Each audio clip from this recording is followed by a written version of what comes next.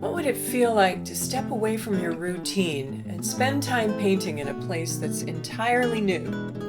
Not just visiting, but settling in even briefly, long enough to notice the light, the rhythm, the way a place begins to shape how you see.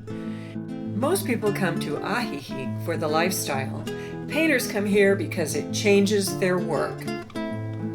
There's something about Ajijic. You don't really see it first. From the street, it's quiet with long blocks of gated, colorful alleyways. But step through a doorway and everything opens. Gardens, color, music, and life. This small village on Lake Chapala has become one of Mexico's most beloved havens for expats from Canada, Ireland, the UK, and well beyond. An English speaker's paradise where cultures blend easily.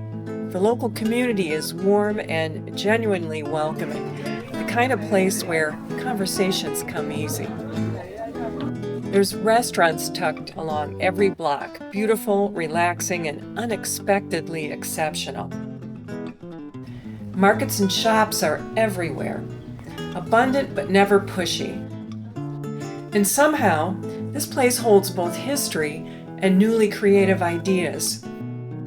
Ancient architecture alongside mornings of yoga, afternoons of painting, evenings of wine, music, and yes, maybe a little dancing. And somewhere in all of it, you begin to slow down. You begin to feel a part of this place. And that part of you that overthinks everything finally takes a seat.